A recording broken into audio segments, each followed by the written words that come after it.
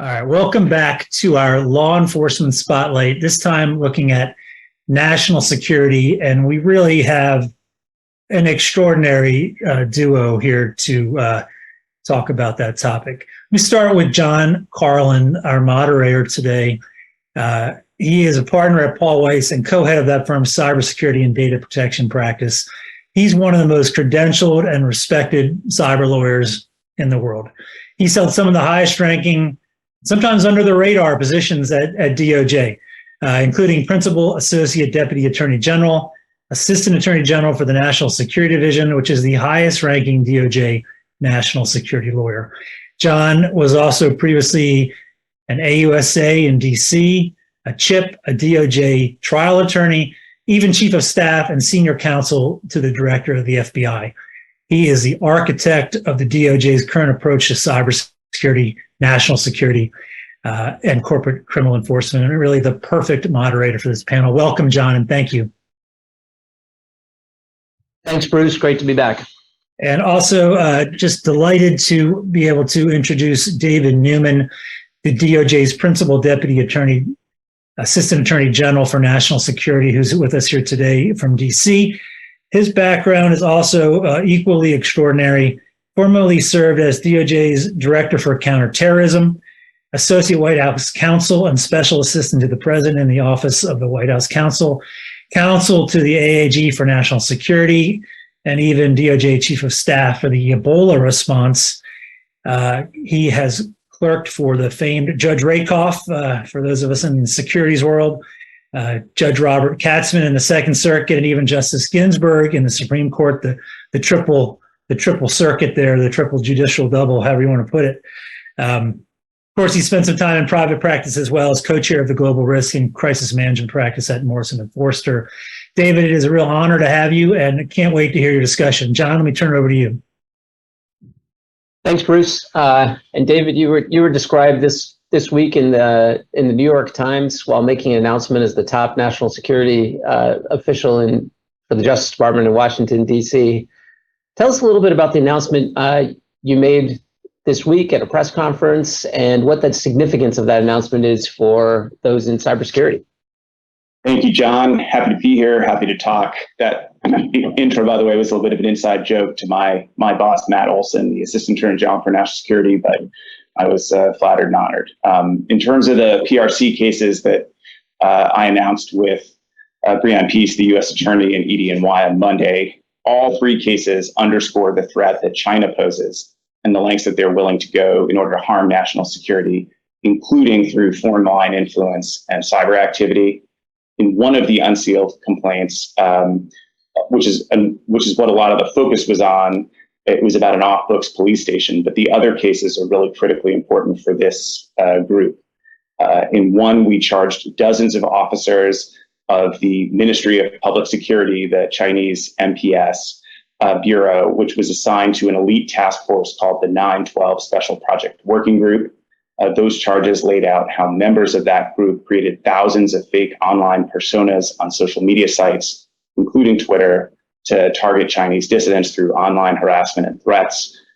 For example, one of the things we alleged was that members of the group used multiple static IP addresses and multiple electronic devices concurrently to increase the perception that their social media online activity involved multiple unique users and minimize the possibility that they would be detected or blocked by those platforms. And there's actually a photo that runs in the charging document of one of the charged MPS officers sitting at a workspace with 3 laptops working on them simultaneously, and other details that highlight how routinized that tradecraft was.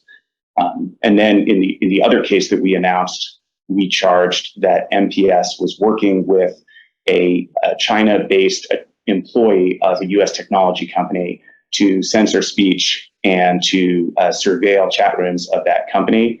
And that employee removed content critical of China and suspended user accounts. And so one of the points that I stressed in the press conference on Monday was that U.S. companies with a footprint in China or that make or use back-end architecture in China need to remain especially vigilant for the risk of insider threats. and that all companies need to be vigilant for the kind of tradecraft we are seeing out of the NPS.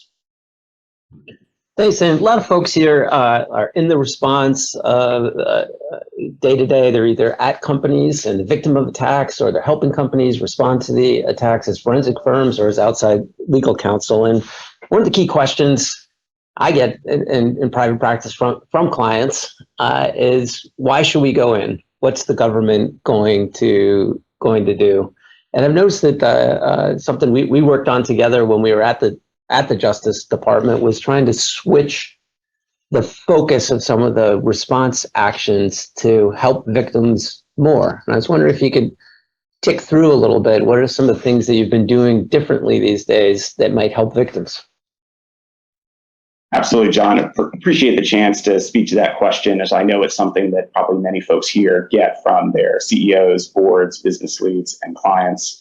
And having worked extensively on these matters, both in government and private practice, certainly understand where those concerns are coming from. Here's what I would say.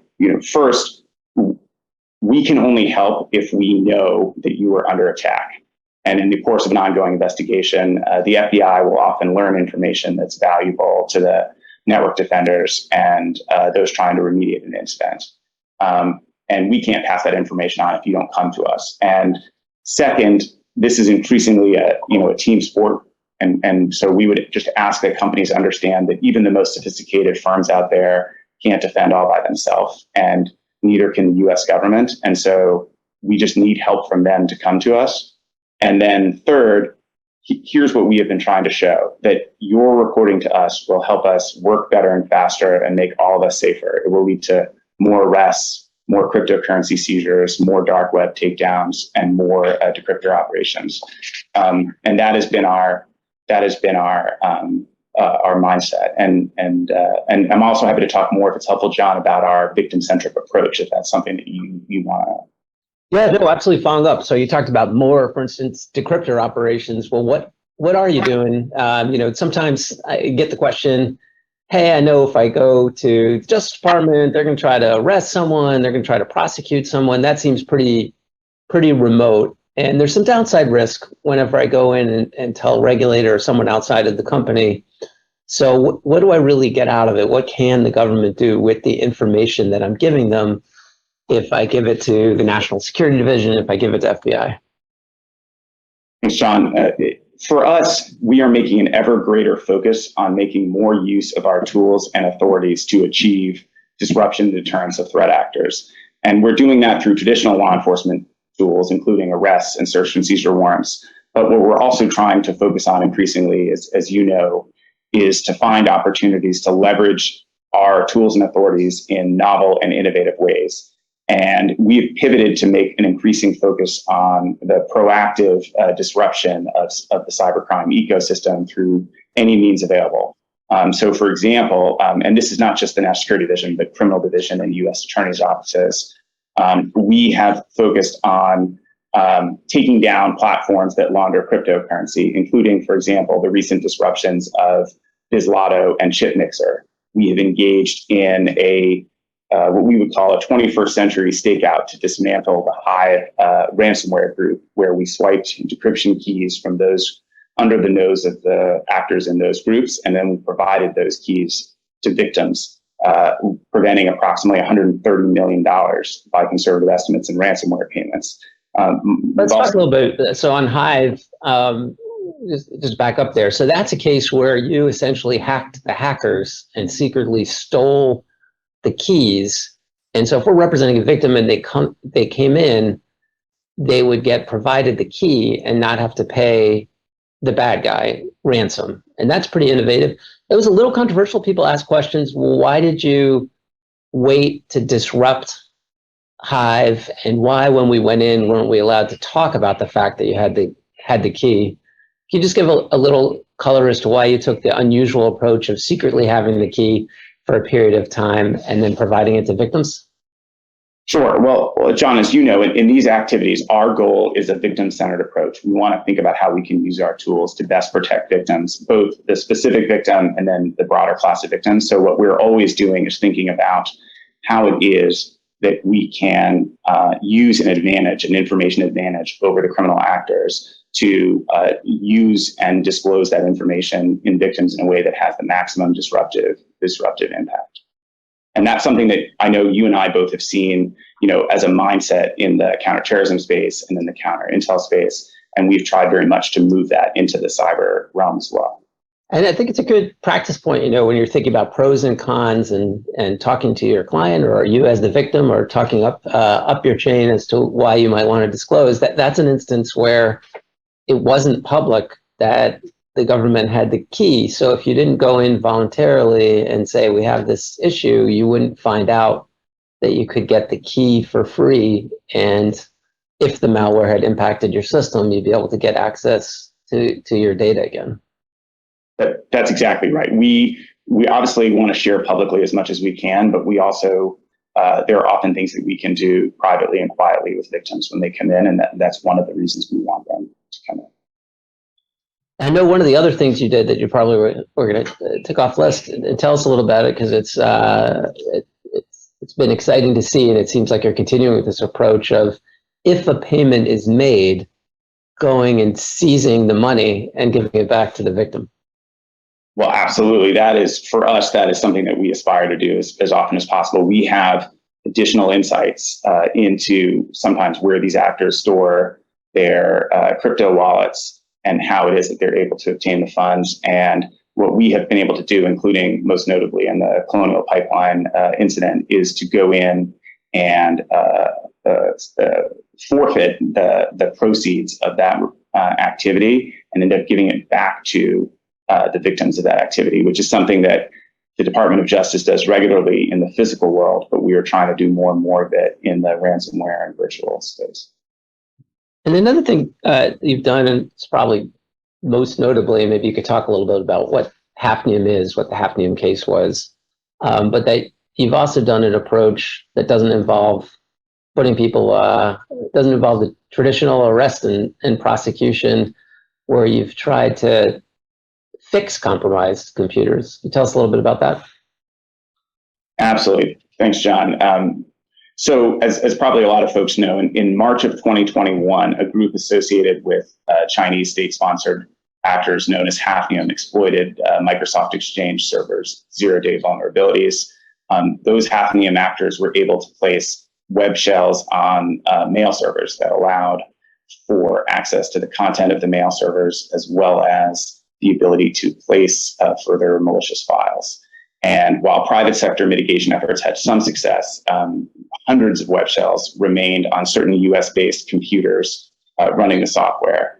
And what we were able to do using innovative tools is to go in ourselves with court authorization and to disable that malware on additional devices where we expect users of those computers either didn't know or didn't have the technical sophistication to be able to make the choice to patch those devices and to remove that code. And in doing so, we were able to deactivate and disrupt the efforts that the Hafnium group could have used. And there also, as reading about recently, the takedown of two darknet marketplaces. There was Breach Forums and Genesis Markets. Can you tell us a little bit about what is it? What were you seeing on those forums, and what's the significance of those takedowns? So those are some of the world's largest darknet marketplaces, and they specialize in the sale of hacked or stolen data, including access credentials, which is obviously a special concern. And in those cases, in the Genesis market disruption, for example, we also had arrests as well. We were able to go in and take down those sites and disrupt the ecosystem that helps fuel some of the most pernicious and malicious activity that thrives online.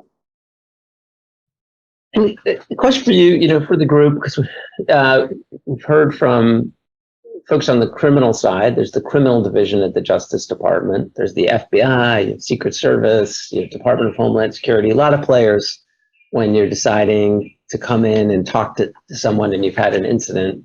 What makes the National Security Division different, and how would you describe your focus? So our focus, we work very cooperatively with the criminal division, and we are principally focused on nation state cyber actors and national security cyber threats.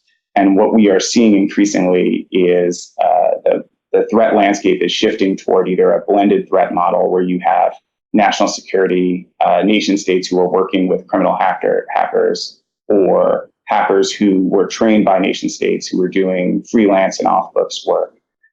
Seeing the near borders of the national security division is thinking about how can we use some of our national security tools working with nation state and national security actors. And when you talk about national security tools, because you've talked about search warrants and certain criminal process, can you tell us a little bit about those authorities? And one thing that's been a hot topic lately is something called 702, and what that means and how you use it. So since it was enacted, Section 702 of the FISA Amendments Act has been one of the most critical national security tools for the intelligence community and the FBI in combating national security threats. And, I think initially it was very focused on the terrorism threat and certain nation state espionage threats, but increasingly we are seeing that tool be at the tip of the spear of our efforts to get insight into the cyber threats posed by China, Russia, Iran, DPRK, and others. Just by way of background, 702 allows the intelligence community to target individuals, including foreign actors, for the collection of foreign intelligence, provided that the targets are non-US persons outside the United States. And then the intelligence community, including the FBI, can query that information for clues and understandings. So take a hypothetical example. Suppose that the FBI learns that a foreign actor has hacked into an American energy company and exfiltrated information.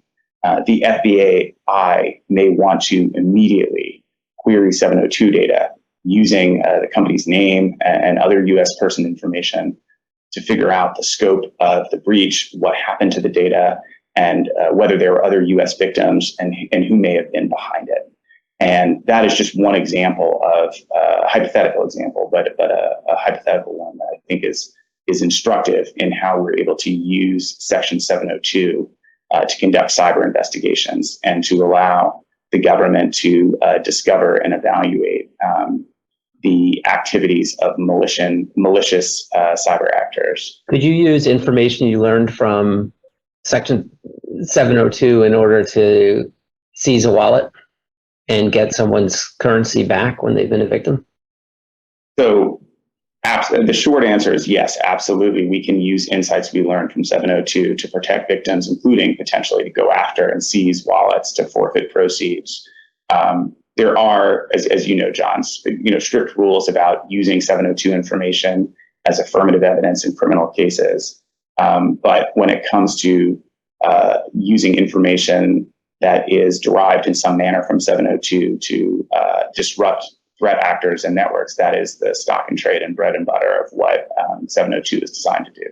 And so that ranges from when you're seizing one of these command and control servers used to harm hundreds of thousands of computers, or trying to get someone's keys, the decryption keys, so you can unlock compromised computers that have malware, or as you said, currency. Those are all areas where you could use information that's derived from that legal tool. We can absolutely, we and our partners use that tool in a variety of ways to try to get insights into some of the most sophisticated threat actors that we are up against. And for that reason, I know we're all very worried that if 702 isn't reauthorized, we would lose what is one of the truly critical tools for warning victims and of cyber attacks and passing threat information in the real-time way that it needs to be passed. Talking about worries, I see one of the questions that we're getting from the audience through the chat is what national security cyber risks keep you up at night? It's a great question. The short answer is several. As it is striking coming back to the department after having been here for in much of the 2010 to 2015 timeframe, and then coming back again now to see how much cyber threats are at the center of what, at the highest levels of government, are keeping everybody up at night. I think for us, we are very focused on the risks of cyber to critical infrastructure, the increasing ability of cyber actors to use cyber tools to achieve kinetic effects, and some of the other ways in which not just the most sophisticated nation state actors, but the next tier of nation state actors are able to now use cyber both to evade US sanctions and also to project their kind of power and interests outside their borders. So for me, all those things keep us up at night. But if I had to pick one, I would think some of the kinetic critical infrastructure activities are among the most concerning that we worry about. Another question from the audience is talking about advanced persistent threats, but I think they're focused, or I'll change the focus, not knowing of the question, to nation states. That there's a sense that they're moving more to towards the private sector. So similar to what you were just talking about in terms of threats, the financial sector, critical infrastructure, et cetera. And the question also asks about how risk to the software supply chain might be linked to that move by nation states. And I know you sit over both cyber, but also the enforcement of sanctions and export controls.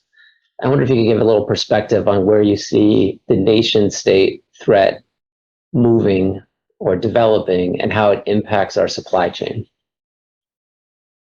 I think we have seen, unfortunately, an increasing number of adversaries that use a supply chain attacks to try to embed malicious code or vulnerabilities in systems so that they can then later exploit those vulnerabilities. In particular, obviously, Russia and the FSB, that has been their stock in trade for some time. And there's also great concern about some of the technology and devices and supply chain risks that are coming out of China. So among the things that we are very focused on using both our sanctions and export enforcement, as well as when we review transactions under the Committee on Foreign Investment in the United States, is thinking about how we as a government can highlight those risks and can encourage and incentivize companies to be making safer choices about what infrastructure they're using and operating in. And is there, we have about 1 minute left, so I thought I'd end with admitting to the audience, you're a longtime friend and someone I've worked with in government before, and then in the private sector, and then you joined on the day one team of this administration where we were dealing with the attack by Russian SVR SolarWinds that impacted the Justice Department, not just because we were helping other victims, but because we were a victim, to the Colonial Pipeline attack where we saw people in line at gas stations, I think made real how even a criminal ransomware group operating in Russia could have national security, public safety implications. And I mean, the last question is, how do you think we're doing in terms of making progress against this threat? I think we're making a lot of progress at the department in a number of key areas, in disruption, in our use of tools, and in making sure we take a victim-centered approach. Unfortunately, I think it's also the case that the threat is growing and that some of the risks and the actors coming against us are sophisticated as well. So we knew that the threat actors are upping their game, and we're doing everything we can at the department and across the U.S. government to up ours as well. Well, thank you both for joining us today, but more importantly, the work that you're doing day in, day out, and that the other folks at the National Security Division are doing. With that, I'll turn it over to Bruce. Thank you, John. Great job. And David, thank you so much for sharing your thoughts with us today. And thank you for your service at the DOJ. Really appreciate it. We'll be back in 10 minutes with our next panel. Thank you.